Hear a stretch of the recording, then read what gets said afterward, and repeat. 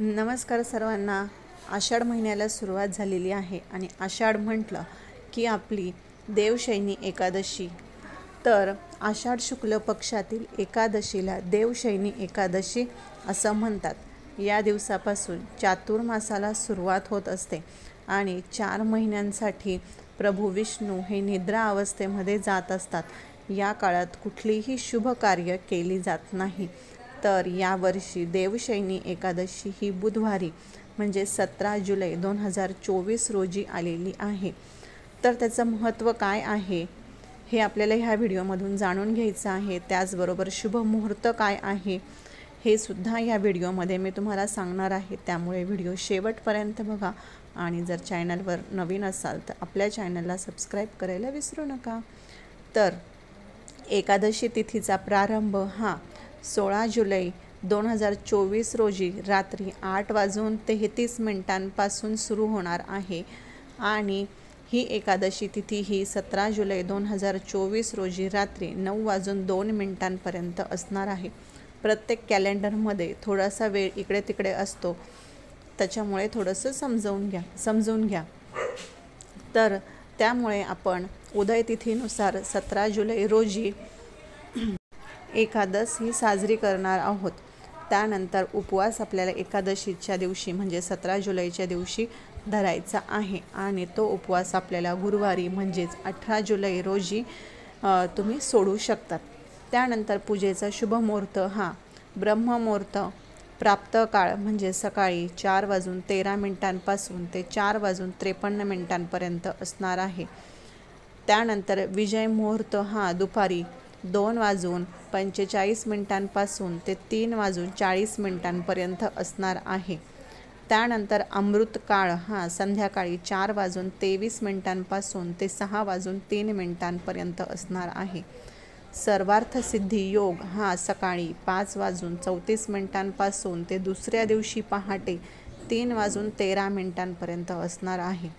त्यानंतर अमृतसिद्ध योग हा सकाळी 5:34 ते दुसऱ्या दिवशी पहाटे 3:13 असणार आहे। तर अशा प्रकारे हे मुहूर्त आहे। तर या वेळेमध्ये तुम्ही पूजा ही विष्णू नारायणाची करू शकता। हे परमेश्वरा, तुझ्या जागे होण्याने संपूर्ण सृष्टी जागृत होते आणि तुझ्या झोपेनेच सर्व सृष्टी ही गतिमान किंवा अचल झोपी जाते। तुझ्या कृपेनेच ही सृष्टी झोपते आणि जागते। तुझ्या कृपेनेच आमच्यावर आशीर्वादांचा वर्षाव होत असतो।